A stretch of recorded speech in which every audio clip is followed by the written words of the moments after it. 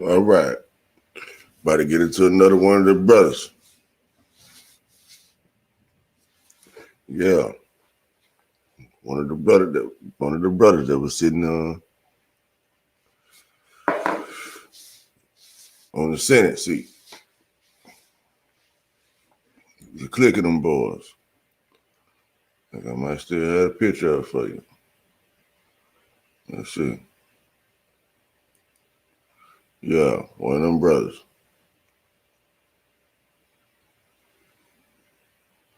Mm-hmm. Yeah, I just showed y'all Hiram in the other video. Right? Now we on Benjamin Sterling Turner. Benjamin Sterling Turner was born on March 17, 1825, in North Carolina to slave parents. At age 5, he was taken to Selma, Alabama with his mother. As a slave, Turner was prohibited from receiving any form of education as a youth. But despite this major obstacle and others placed before him, he became an entrepreneur, business executive, civic leader, and legislator. In 1870, Turner became the first African American from Alabama elected to the United States Congress. Turner represented the state of Alabama from March 4th, 1871, March 3rd, 1873, with White P game, though. Now, check it out. Check it out. It said at the beginning, right? It said Benjamin Turner was born on March 17, 1825. It said in North Carolina to slave parents. That just means they worked for somebody else, man. They really called it district service back then. It said at age 5, he was taken to Selma, Alabama with his mother, right? And it said as a slave, Turner was prohibited from receiving formal education as a youth. Just mean, hey, you work for me, but you ain't going to school, you ain't got no money. You poor, you ain't got no money. Right? Say, but despite this major obstacle and others placed before him, he became an entrepreneur. Okay? So listen, they never said, okay, he was free from slavery or nothing like that. Just all of a sudden, he was able to become an entrepreneur. You feel me? And a business executive. He was just able to just be a part of the civic leader, be a civic leader and a legislator. Huh? But he couldn't have no form, he couldn't have no education. If that was true, it just don't make sense, right? So now all of a sudden he know how to read good enough the way he can get out there and be a legislator, or you don't have to know, you don't have to be educated to be a legislator at all. What they trying to say, y'all? You come straight out the streets with it, huh? You know, if it's a slave in the way everybody else want to tell it, you know what I mean? Hey, how you was able to do all that? He's a bad boy there, huh? So he did what? Became an entrepreneur when they were trying to block him. Most of his way into getting his own thing going. Became a business executive, a civic leader, and a legislator. Huh? So it's in 1870, Turner became the first African American from Alabama elected to the United States Congress. Turner represented the state of Alabama from March 4th to 1871 through March 3rd, 1873. All right, watch this. It's a Turner was an ingenious man. Although Alabama law prohibited slaves practicing in any form of education classes and learning to read or write, by the time Turner was 20, he was an educated man able to read and write with ease. Come on now. while still a slave. They said while still a slave, Turner managed to. It said while still a slave, Turner managed the St. James Hotel in Selma. Understand that now? It say while he was a slave, he managed the hotel in Selma, Alabama, and ran a livery or livery stable from which he kept a small portion of the earnings. Immediately following the end of the Civil War, he began to purchase property and became a teacher, co-founding the first school in Selma for African American children. Now, peep game. Trying to tell you what this slavery thing is all about. It's like when you work for somebody else. So they referenced it to him by being a slave. It said Turner managed the St. James Hotel in Selma, and he ran a livery stable or whatever, right? But he said he had to give some of his he was able to keep a small portion of his earnings. So that means whoever got them feeding them, and that means the bills he had to pay, being able to pay for his food and well-being and all that, and the boss probably leasing them out. He probably owed certain debt or whatever the case. You had to be able to buy your freedom type thing back then and all that stuff. I don't know how how the game go.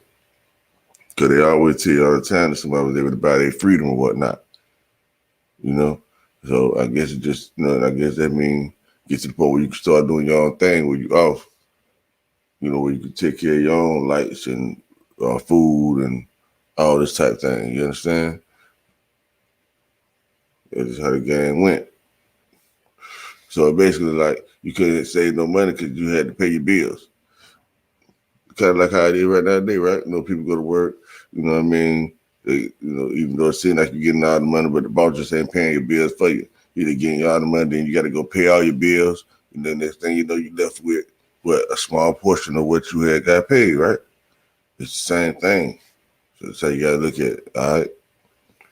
So, yeah. So let me keep going. So say he was in Genius and all that there. Say he worked for the Red Selma, and then he Selma, Alabama. Say immediately, right? So check it out though. In Pew Game, they said earlier about the reading and writing thing.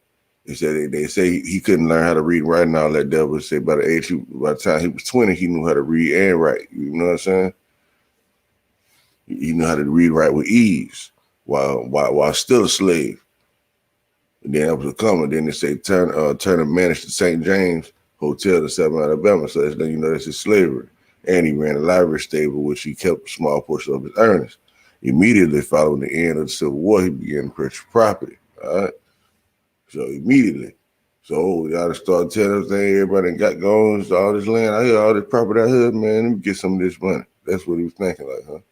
And they say he became a teacher, co-founding. Right, co-founded the first school in Selma, Alabama for American children. Think about it. For African American, for Black children, for people of color, melanated children, Indian children, indigenous children, however you want to look at it, right? He was the first one to put up a school for us. Now you had to be self-sufficient. The idea wasn't to depend on nobody else to do nothing for you. All right, they say in 1867, Turner turned toward politics. In 1867, he turned toward politics and was elected tax collector of Dallas County. And in 1869, Turner became the city of Selma's first African-American city councilor. All right, so he turned to politics and he became a tax collector. So he was into property and all that. So he was trying to watch some taxes. So when he gets shit on taxes, he can buy the shit up. You feel what I'm saying? Gang. All right, in 1869, Turner, and this Selma, Alabama now, supposed to be racist as fuck, right? They running shit. How the hell a nigga walk around running shit, collecting taxes and all that there? Come on, man. You gotta think. So Turner became the city of Selma's first African American city councilor. In 1870 census, Turner had reported assets of over $12,000. which made him one of the wealthiest African Americans in Alabama.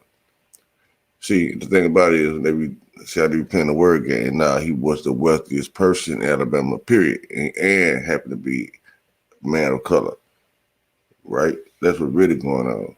You bet your ass that he wasn't the only one getting money. Of course, you see click a partners right next to him, shit. You know, they just running shit. Period. You understand me?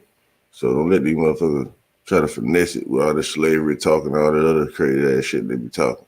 And how you know that the person he was enslaved to was another black person.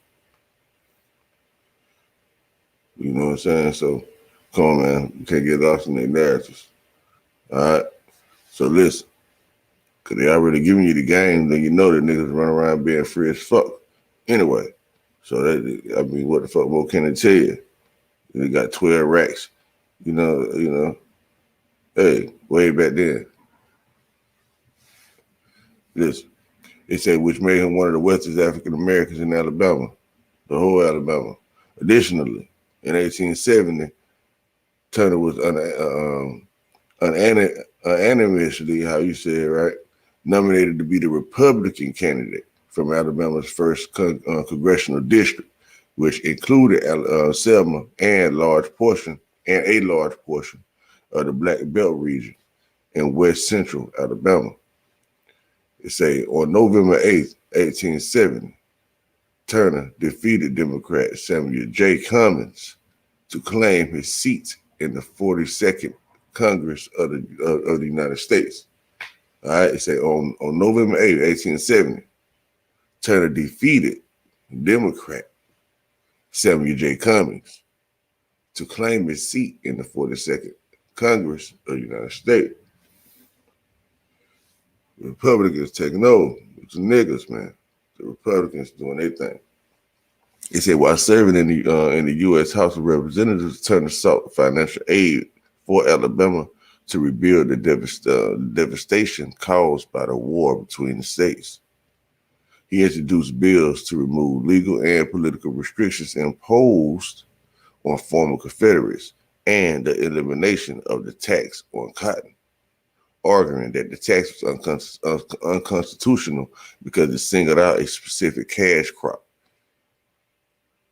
He also fought for reparations for former slaves and aid for impoverished black farmers. So understand, man, the Confederates, the real Confederates, was the Aboriginals. That's how I'm seeing this shit. For real, though. They had cotton fields and all that shit, you know what I mean? And the so-called blacks was the Europeans and all that, was the farmers that came from Europe.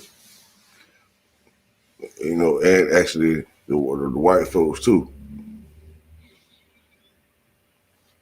I don't know. I'm just saying. They say in 1872, Turner made an unsuccessful bid for re-election to the 43rd Congress. 2 years later, Turner purchased a 300-acre farm near Selma, which he would pursue a career in agriculture many years later. Turner remained active in politics for several years following his defeat. He served as an election official for municipal elections in 1875, 1877, and 1891. He served as a delegate to the Republican National Convention in Chicago and as a Republican presidential elector in the 1880 election. Turner ran and was elected for the second time in Selma City. Let's see. In Selma City Council in 1885. In early 1894, Turner suffered a stroke and died on March 21st, 1894 in Selma, Alabama. That was on one of the solstice days, spring solstice, spring equinox. All right, but anyway, excuse me, but y'all know what I'm saying. But hey, y'all see what's going on. He was doing his thing down in Selma. He was getting money. He was putting the pressure on him.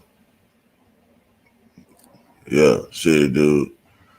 Or he got that face. He had to figure out how to work it through this life, man. Did not come easy to him. Did not come easy. Yeah, but he got her done though. You understand? Out there trying to help folks. That was, it's like, well, who were the real Confederates and all that stuff, though, man? You understand me? Cause you don't look like no brother that be trying to help nobody that hurt him. Hey, but yeah, that's your brother. So y'all go check out more information about him, if you will. You know, my job is just a bullet puncher. You know, this college, baby. I ain't gonna hold your hand. All right.